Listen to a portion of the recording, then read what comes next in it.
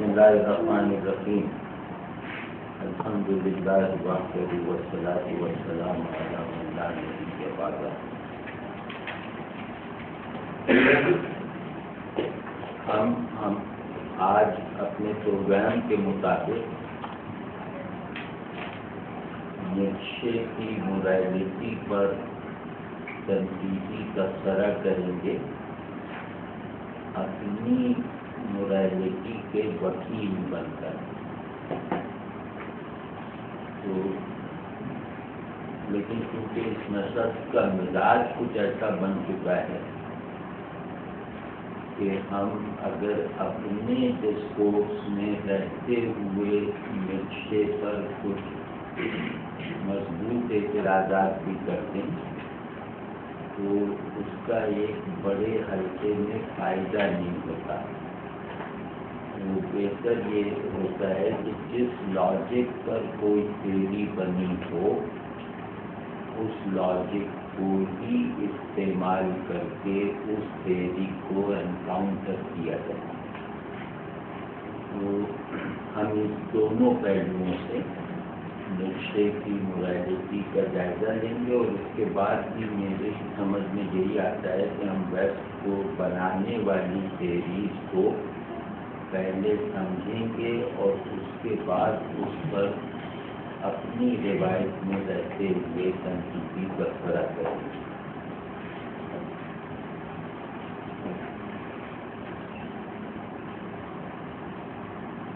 نقشے کی موریلٹی کے تصور میں جیسا کہ ہم نے پچھلی مرتبہ کچھ تفصیل سے دیکھا تھا،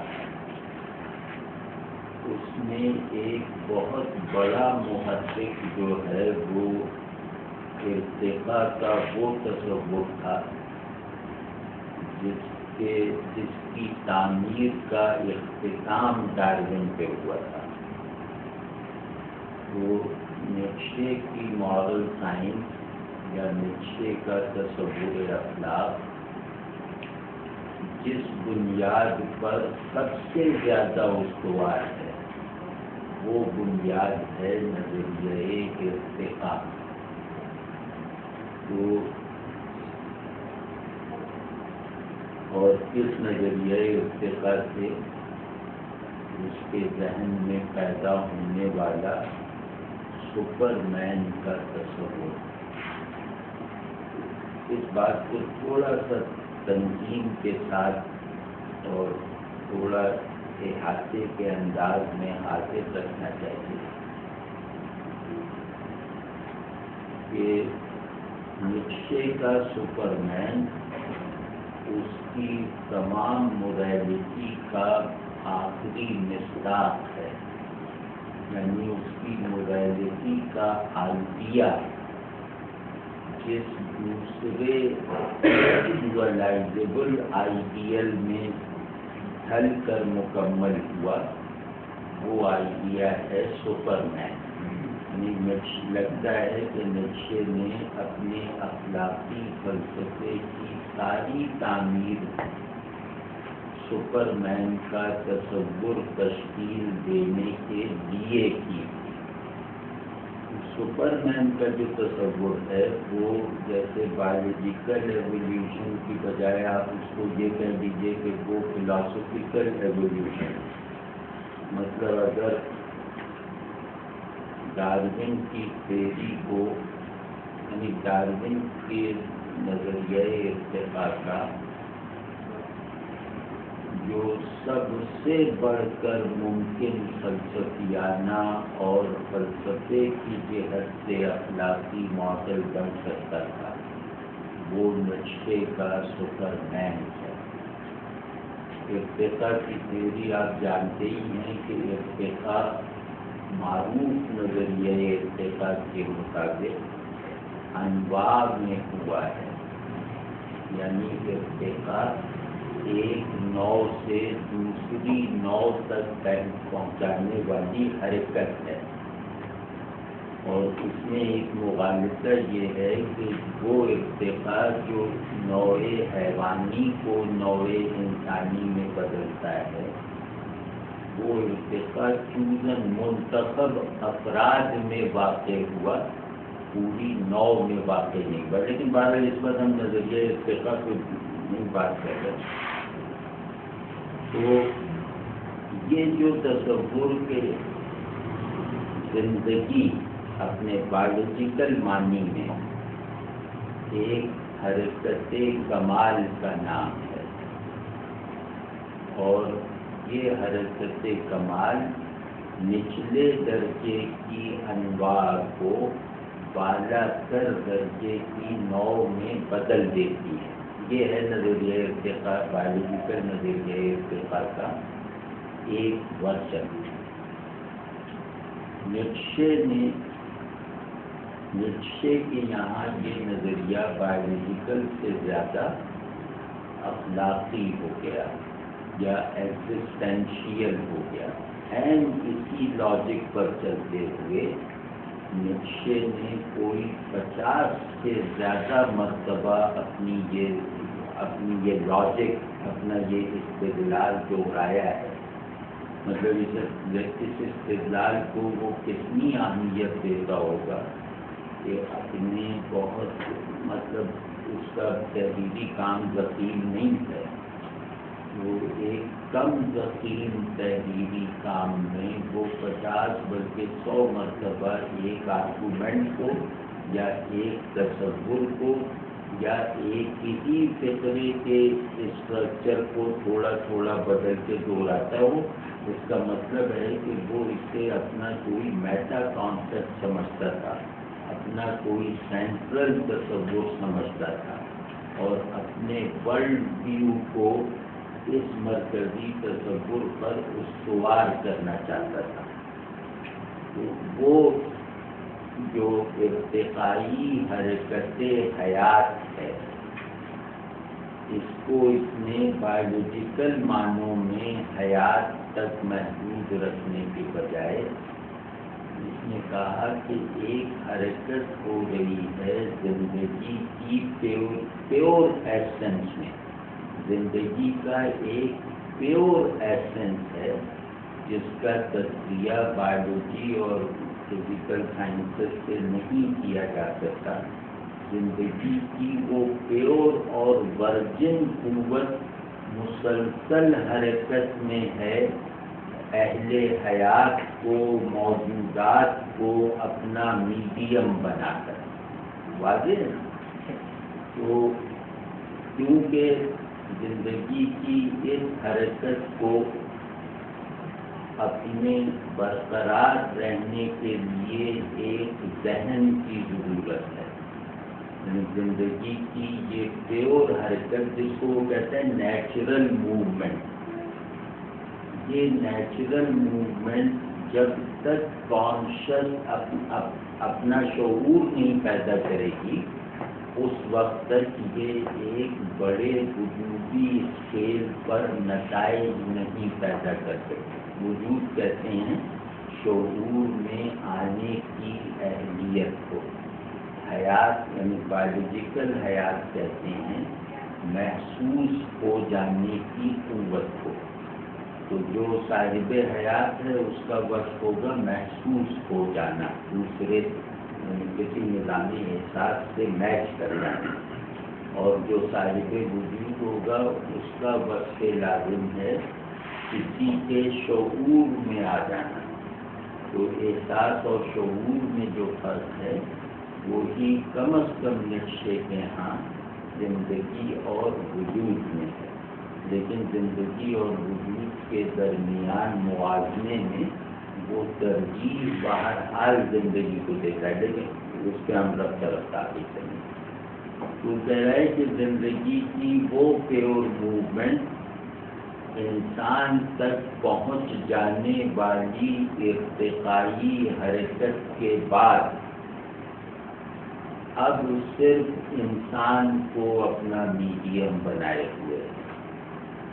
اور یہ انسان جو ایک ارتقائی عمل کے نتیجے میں بنا ہے، یہ انسان بھی زندگی کی جو اپنی عرض ہے اس کی تسکین کے لائق نہیں ہے، نہ بلحاظ وجود نہ باعتبار شعور۔ یعنی زندگی کو جو جیسا منتہائے شعور بننا مطلوب ہے، انسان اس منتہائے شعور کا حامل نہیں ہے، نہ ہو سکتا ہے۔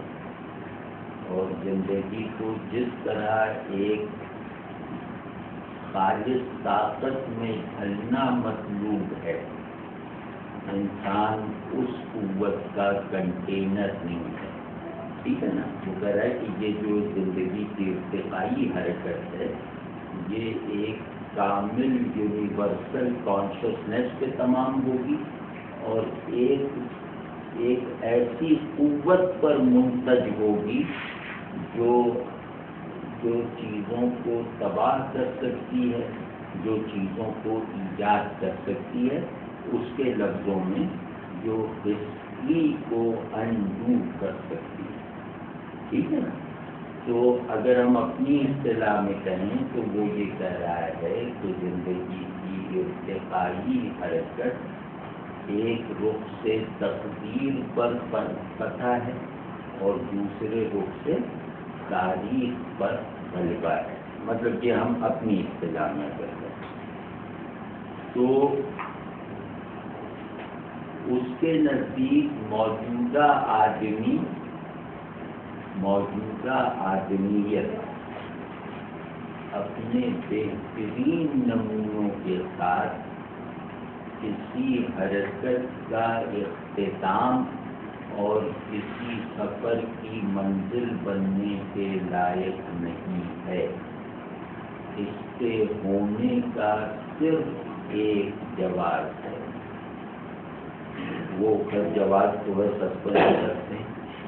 وہ کہہ رہا ہے کہ یہ انسان منزل اس طرح سے نہیں ہے کہ یہ برزخ بننے کے کردار سے نکل نہیں سکا۔ برزخ کہتے ہیں پل کو، جو دریا پہ بنا ہوا پل پر کیا کہ جو دو کناروں کو مربوط رکھے،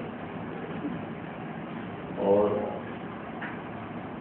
کہہ رہے ہیں کہ انسان ابھی تک جتنا گرو کر سکا ہے، اور یہ اس کا اینڈ آف گروتھ ہے، یہ اسے صرف ایک برزخ بنا کر ختم ہو گیا۔ اس کی نمو کا عمل اس کو برزخ بنا کر تمام ہو چکا ہے۔ برزخ کس بات کا؟ برزخ کسے کہتے ہیں؟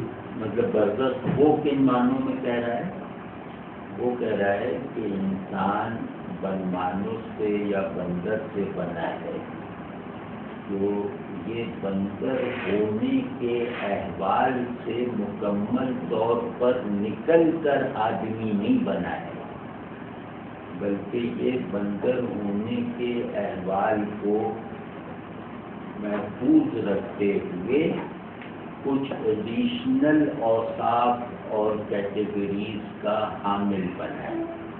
تو اسی وجہ سے اگر آپ کو سب سے مکمل بنمانوس دیکھنا ہو تو وہ بنمانوسوں کی کسی قسم میں نہیں ملے گا، وہ جب بھی ملے گا آدمی کی صورت میں ملے گا۔ یہ میں نقشے کو کوٹ کر رہا ہوں۔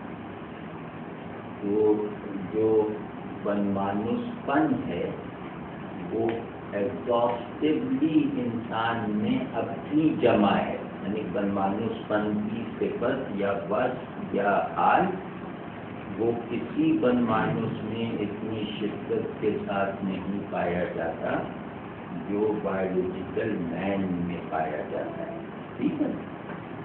اور دوسرا یہ کہ اس کے اندر جو ناتمام جوہر آدمیت ہے، اب آپ اس کو دیکھیے کہ وہ کہہ کیا ہے۔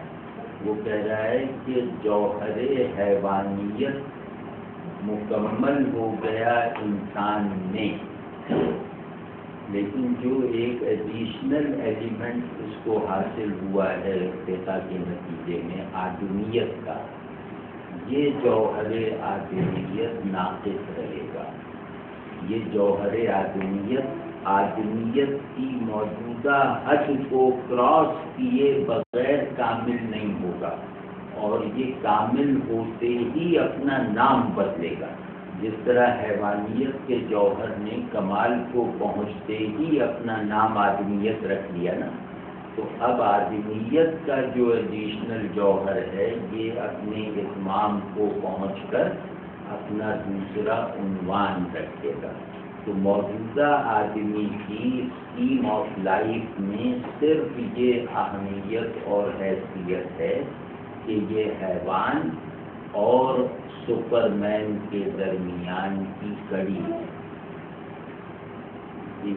اس میں سپرمین کی اسٹرکچرل تشکیل کے کچھ اجزاء پائے جاتے ہیں، تو اس وجہ سے یہ سپرمین کی تشکیل کی ایک ارتقائی کڑی ہے۔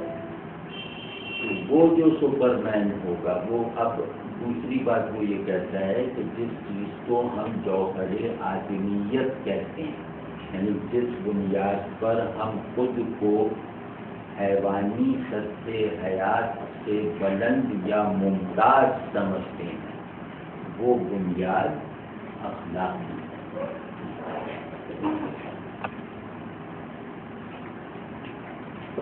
ایک منٹ کے لیے آگے روک دیں۔